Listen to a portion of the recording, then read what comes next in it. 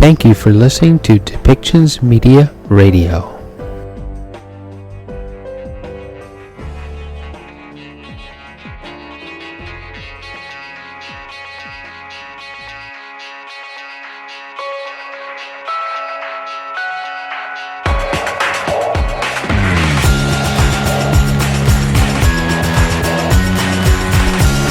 Welcome to Policy and Rights, the show about government policy and human rights.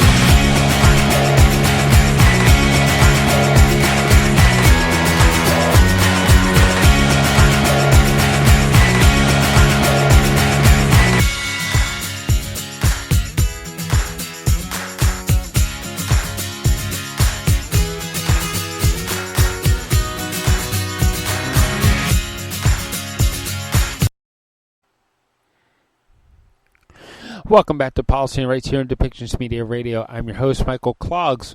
In this next segment, we have Justin Trudeau as he is going to give some comments on the Freedom Convoy anniversary. He will be commenting on the protests that happened and in Ottawa, and criticizing the Conservative Leader Pierre Poilievre over the past support of the movement. He also addresses the recent murder of former Afghan lawmaker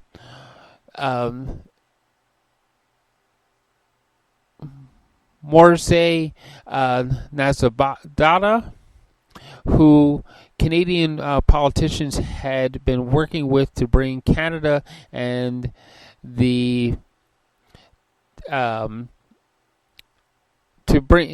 working to bring to Canada following the Taliban takeover of Kabul in 2021. So let's listen to what Justin Trudeau has to say about the Freedom Convoy and the murder of a prominent Afghan MP. Good afternoon, everyone. What a pleasure to be here in Windsor. What a pleasure to be with all of you today here at this incredible Stellantis plant. Avant de commencer, je veux juste partager mes sympathies, mes condoléances aux familles des personnes décédées à Saint-Roch-de-l'Achigan. Ça a été un accident terrible, puis on va être là pour les familles, pour la communauté. But I am really, really happy to be here today in Windsor at the Stellantis plant. I want to thank some of the folks who are with me today. Eric Krasmerchuk, who's our amazing local MP, who's been fighting every day for Windsor, for Southern Ontario, for workers here.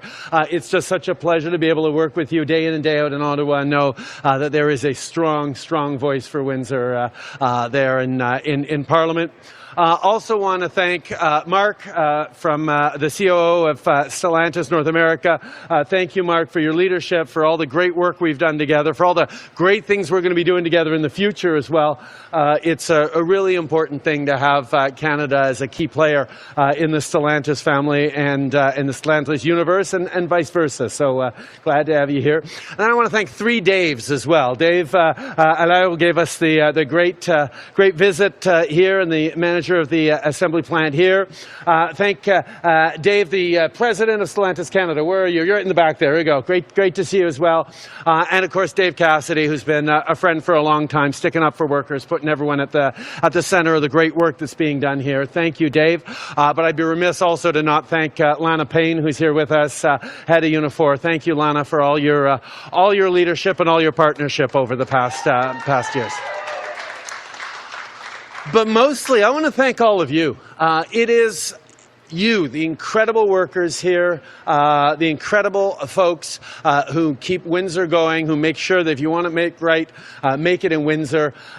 as I travel around the world, as I'm demonstrating that Canada is a place where big things are happening, yes, we talk about the great critical minerals and natural resources that Canada has. It's a huge part of it. I was just in Saskatoon yesterday talking about the fact that Canada is a source of critical minerals and rare earth elements that the world needs. The world needs for everything from the automotive industry to the aerospace to healthcare to clean tech and all the advances the world is relying on in the coming years.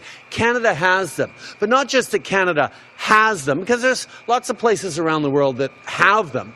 The challenge is a lot of those places are becoming a little less reliable as partners, as supply chains, and that's where Canadians doing things responsibly with great workers, with strong values and strong work ethic, but also strong labor laws and protections, making sure we're doing things right, making sure we're doing it with environmental responsibility, making sure that when customers around the world are looking to see if they're buying good things, because their consumers are going to want to know where it comes from, being able to say this was done responsibly, this was done an advantage. It's starting to be a requirement. More and more companies around the world are asking, so how was this made? Was it union from that right across the value chain? So whether it was in critical minerals and rare earth elements that I was talking about yesterday, or right here where the workers here at Stellantis, the workers in Windsor, are that competitive edge. Everywhere around the world, they're wanting to build top quality things, top quality products like this Pacifica. But the pitch that I get to make in the quality that Canadians bring to the jobs you do, the education, the ambition, the hard work, the generations of building things well in Canada is a huge part of why the world is looking to Canada. Because as we see the demand for electric vehicles skyrocket, the demand for clean technology, the demand for more and more future-oriented products and services and things, people are looking more and more to where those things are going to be done and built right. That's the advantage that Canada has. Yes, we've got great natural resources. Yes, we got trade deals with 2/3 of the global economy. We're the only G7 country with a free trade deal with every other G7 country. But at the same time, our greatest advantage is all the youth. So that's why I wanted to start off by thanking you, because I wouldn't be here if it wasn't recognized across the industry and around the world that this is a place and you are people worth investing in. Because let's be honest, the world is changing, and it's a little bit destabilizing. We see massive shifts going on, leaving aside even the invasion of Ukraine by Russia and the challenges that's putting on the global energy and food situation. Leaving aside the challenges of the pandemic, it has disrupted supply chains and left us with both higher inflation and higher interest rates. There's a lot of things to be anxious about. But at the same time, those of us here in Canada have a lot to be optimistic about as well. Because our capacity to get through these tough times, well, we've demonstrated it. Years over the past decades. What do we do when times get tough? We pull together. We lean on each other. We're there for each other. We roll up our sleeves and we lean in. And that's what we're doing right now. That's what all of you have been doing through some challenging years here in Windsor. But we're seeing that that's starting to pay off now. As we see that the world is shifting towards more reliable partners, towards more responsible partners, Canada is at the front of the line. And that's what we're going to continue to work hard to do. And it's obviously something we're feeling in the automotive sector. The kinds of investments we're seeing in the critical minerals, battery supply chain, EV supply chain. And tomorrow I'm going to be up in Shawinigan talking about hydrogen investments and talking about charging stations we're building. We're seeing the whole meal deal here in Canada. We go from A to ZEV in Canada. And that capacity to do that is something that we've been working on together over these past years. So being able to be here today to highlight that for all Canadians, to show that there are good jobs, good middle-class jobs in the years and decades to come that people are going to be able to access in the energy sector, in the natural resources sector, but also in our cities, in our services, and those good blue-collar jobs that'll be there as Canada demonstrates that we're able to step up and deliver more and more of what the world needs. So yeah, there's reasons to be anxious about all the changes going on around us in the world. There's also so many reasons to be optimistic about our capacity to do what Canadians have always done. Step up and meet the moment and build a better future, not just for ourselves, for our kids, for our communities, for our country, and yeah, even for the world. Notre capacité en tant que Canadiens de répondre aux moments dans lesquels on est en train de vivre, d'être à la hauteur des défis et de démontrer comment on va bâtir un monde meilleur, en commençant par nos communautés ici, nos travailleurs ici. C'est ce que tous les pays au monde voudraient voir, mais ce qu'on est en train de démontrer comme étant possible ici au Canada. Vous savez, je reviens la semaine passée d'un voyage au Mexique où on a parlé de l'ALENA. J'ai parlé avec le président Biden, j'ai parlé avec le président López Obrador du Mexique.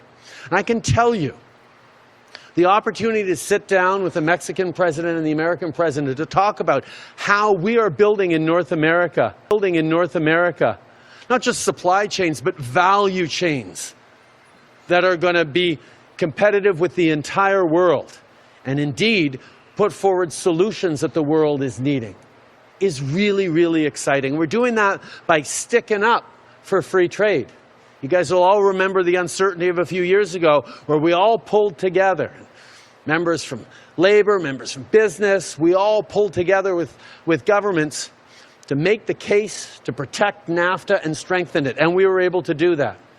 And now we're going to continue to do that work as we protected the North American EV supply chain, which, of course, was a challenge just last year. And we stood up for steel, we stood up for aluminum. We're going to continue standing up for workers every step of the way. So like I say, I know families are going through tough times right now. I know it's not always easy. But I also know that you know, that Canadians know there's a lot of reasons to be confident about the coming years, to continue being true to who we are, open, optimistic, hardworking, and excited about the challenges and the opportunities that the years ahead are going to bring us. And every step of the way, we'll do what we always do. Be there for each other, lean on each other, support each other, and show the world how it's done. And I'm so pleased today to be here to do it with all of you at Stellantis. Merci beaucoup, mes amis. Thank you so much. Now, very happy to take some questions from media. Thank you, Prime Minister. Merci from media. Nous avons 7 minutes pour les questions des médias. The first question will go to CTV. Veuillez approcher les microphones pour que vos questions soient entendues. Please approach the microphone to make sure your questions are heard. Thank you very much, Prime Minister, for taking our questions. I'm Michelle Molesky from CTV Windsor. This is on the healthcare deals with the provinces. Yesterday, when you were in Saskatoon, you said that there was positive news coming in the very near future. Today, this morning, your health minister said that there was still a fair amount of work to be done. So which is it? Where are we at in terms of that deal? We've been doing a lot of hard work over the past months in recognizing, first and foremost, that Canadians need better health care. They need access to family doctors. They need better access quicker to mental health supports. We need to get rid of the surgery backlog. We need to make sure that our elders are being properly cared for. We need to make sure that our healthcare system is able to respond not just to the challenges that we just lived through over the past couple of years, but the challenges that are coming as well. And that's why we've been working with the provinces to make sure that as the federal government invests more money in healthcare, because we know that's going to be necessary, it's going to deliver real results for Canadians. I'm glad that the health minister is pointing out that there's still a lot of work to do, because there is. But I'm also very pleased to be able to say that I am confident that we're going to get to a good place, because premiers have been hearing the same things that I have. Canadians need better health care they can rely on. The federal government is there to be supportive and to make sure that that actually happens. And I'm looking forward to continuing our work and delivering for Canadians soon. Next question. Bruce Macaluso, Automotive News Canada. Prime Minister, the auto industry has called for a doubling of federal EV rebates, arguing that the current maximum of $5,000 simply isn't enough to spur EV sales.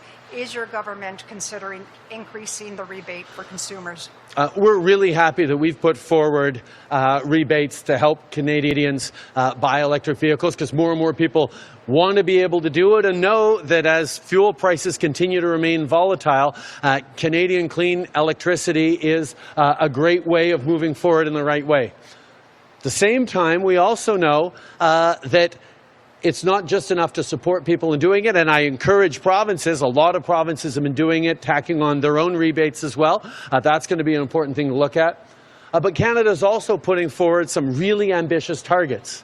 We want every new vehicle, a car to be bought in Canada as of 2035 to be a zero-emission vehicle, to be an electric vehicle. We got a lot of work to get there on that, but we're going to make it.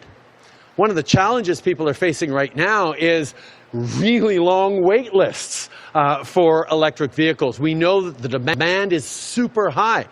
We're going to continue to make sure we're investing in facilities that we've been investing in over the past year, and seeing big investments come into Canada in the zero-emission vehicle ecosystem to make sure we're able to meet the rising demand and the excitement Canadians have for electric vehicles, at the same time as we're ensuring that the electric vehicles they're buying are made right here in Canada by Canadian workers.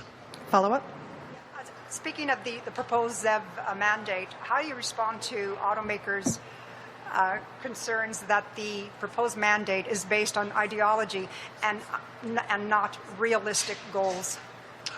We know that the fight against climate change is important, but we also know that Canadians want to do their part in it. Canadians want to be able to buy electric vehicles. That's why the mandates are so important, but that's also why we need to make sure we're building up a world-leading ecosystem in North America to deliver those. And I don't think anyone ever faulted Canadians for being too ambitious. We have big ambition for where we want to go. We know, for example, that if you're charging an electric vehicle off of electricity that was charged in a coal-burning plant, like happens in so many parts of the world, that's not as good as when you're charging an electric vehicle off of a clean grid. In Canada, we've got an 80% clean electricity grid.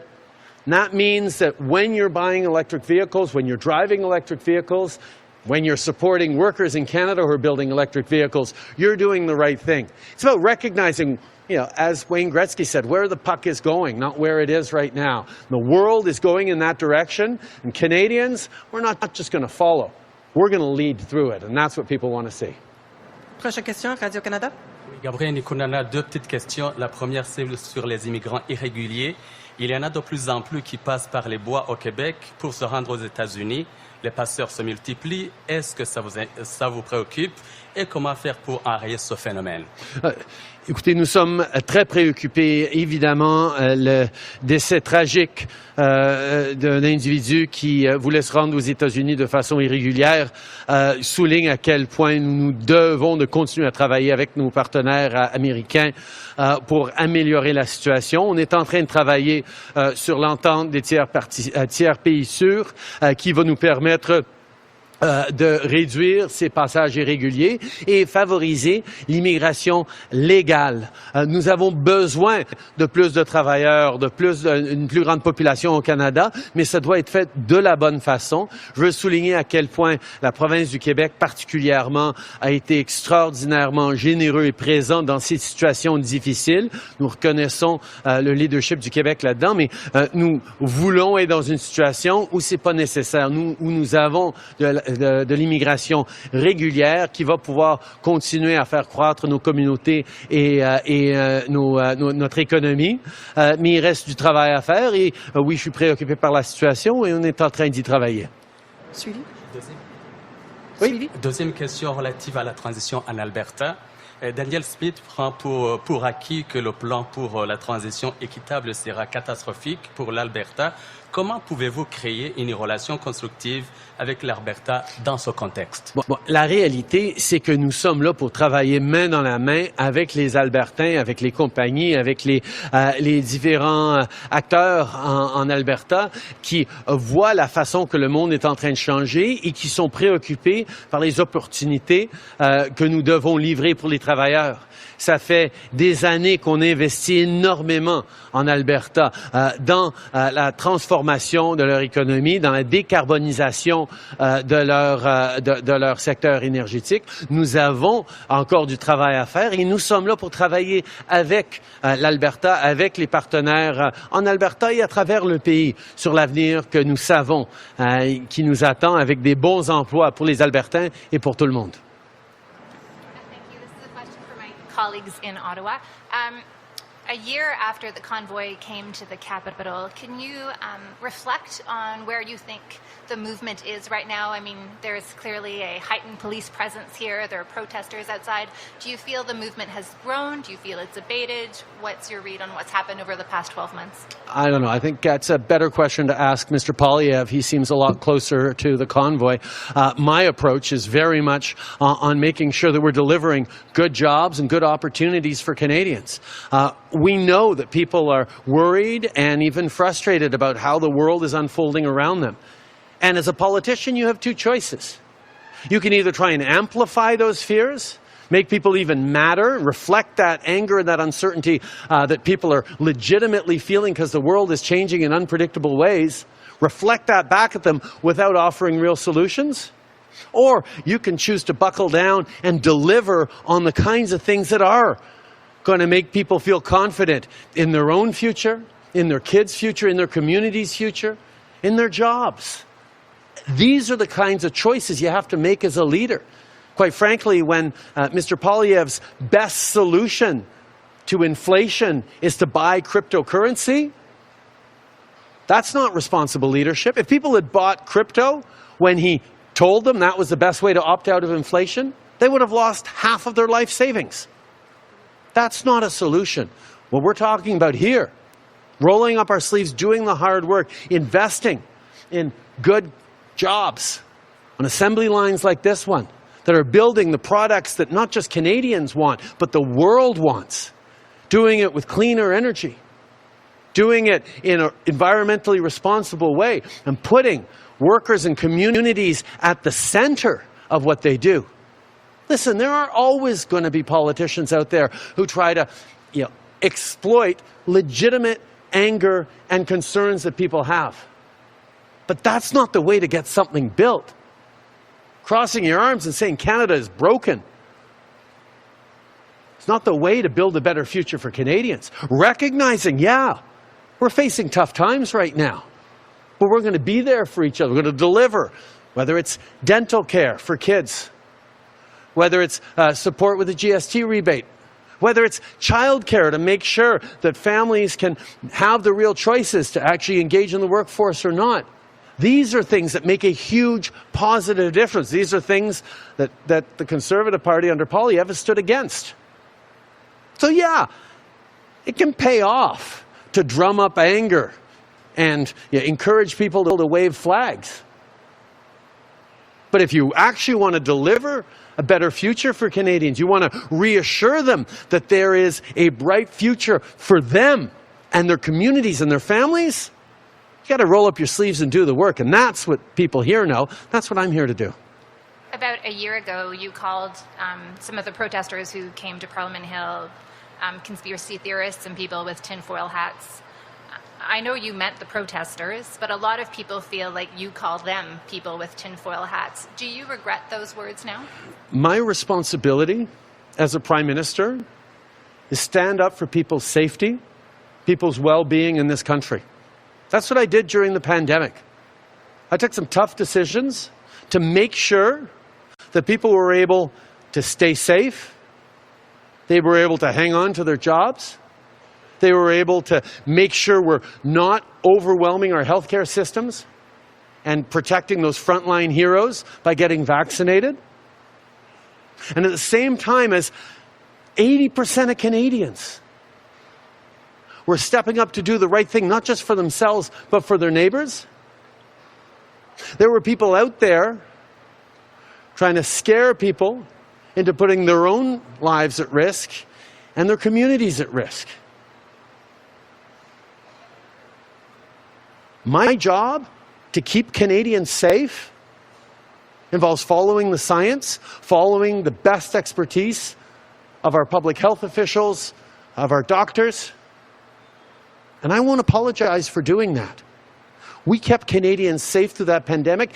Canadians kept each other safe during the pandemic in spite of those who are mistakenly telling everyone and deliberately telling everyone that getting a vaccine was worse than getting COVID.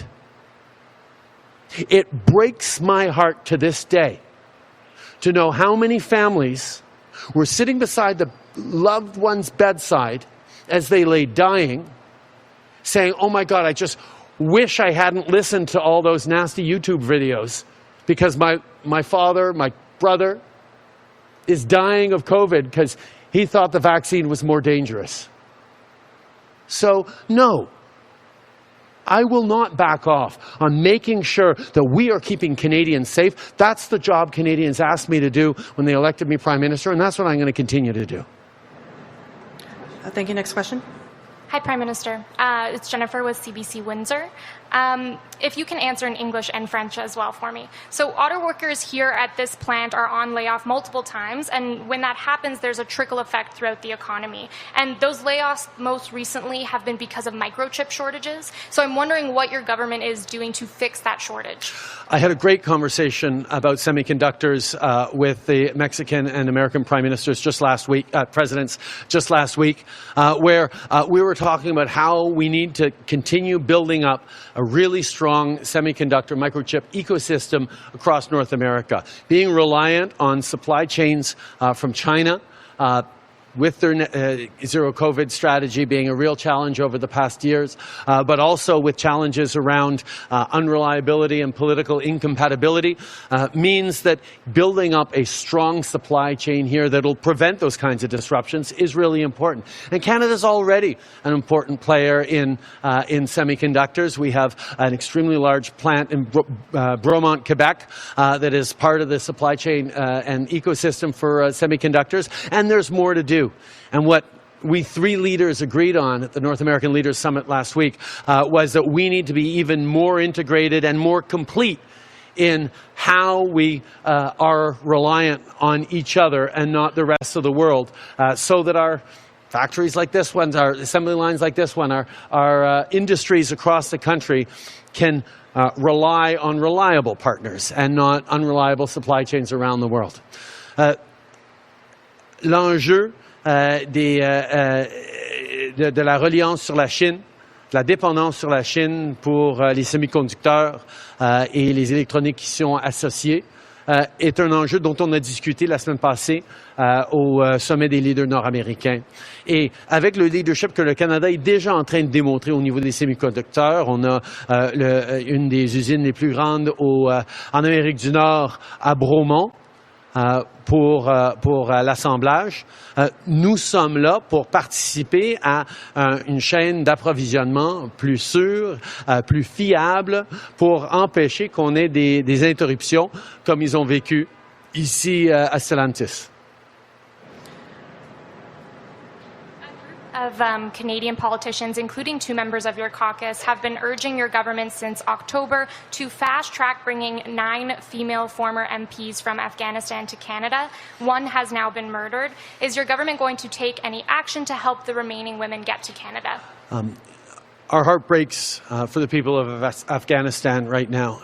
Canada has stepped up significantly over the past decades, including with the lives of a number of Canadians fighting for a better future for Afghan women and girls specifically. And we will continue to be there for the people of Afghanistan. We were there at the evacuation to bring people over. We continue to commit to one of the highest targets of all our allied countries, 40,000 Afghans to bring to Canada to safety. We know there's more to do, and we're going to continue working to make sure that the most vulnerable people are able to get out. At the same time, we have to recognize that the Taliban is not allowing people to leave. It's putting people at risk. So our ability to do that is extremely limited, but we're going to continue to be there for the Afghan people. Next question. I'm from CP. My question is, the commander of the Canadian military's Joint Operation Command has raised concern that Canada is not a part in a security pact between Canada's most important allies, Australia, the US, and the UK. And similar concerns were raised by the head of Canada's Defence Industry Association. My question is, why is not Canada a member of this group, this pact? And are you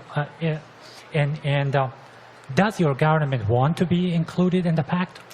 Canada is a strong and proud member of the Five Eyes alliance between Canada, the United States, Great Britain, New Zealand, and Australia. And we do a tremendous amount of information sharing and security work together all around the world. And we will continue to, as we continue to share actively our challenges and our solutions. It is an extremely strong alliance, and it continues.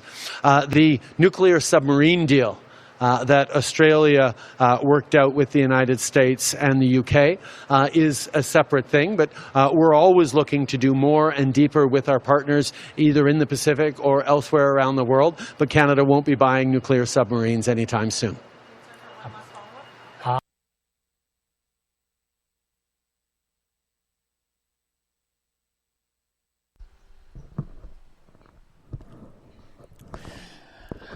Well, we heard from Justin Trudeau with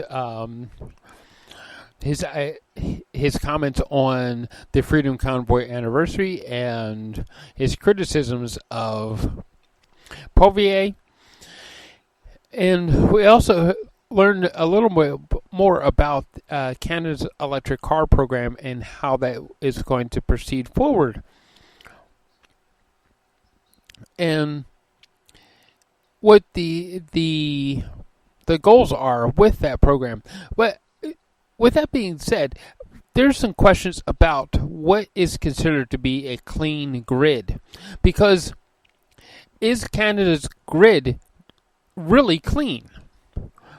When we consider some of the harms that come about from building a dam and how they actually have to destroy ecosystems in order to pour the concrete, divert water and everything along rivers in order to create a dam so that they can build the turbines for the hydroelectric programs.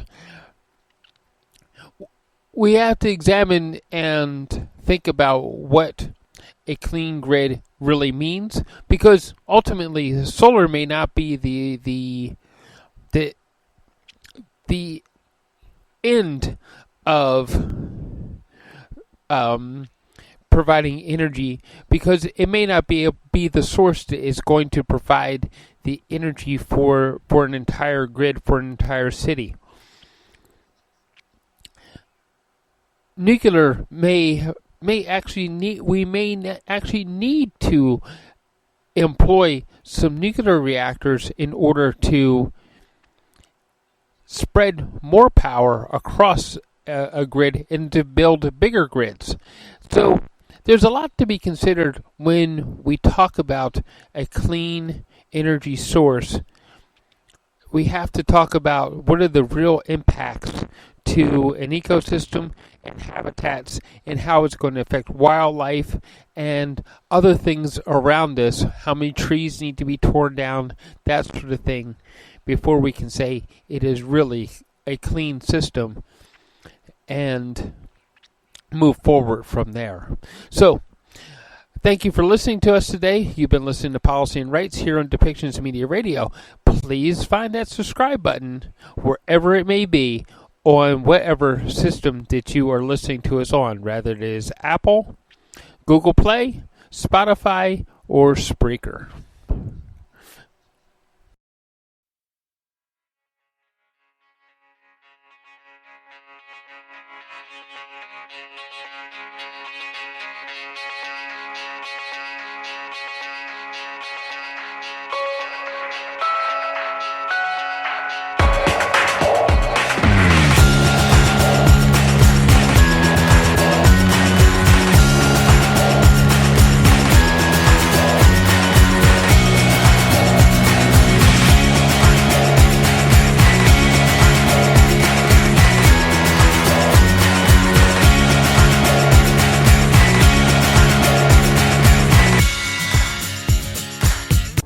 This show has been produced by Depictions Media.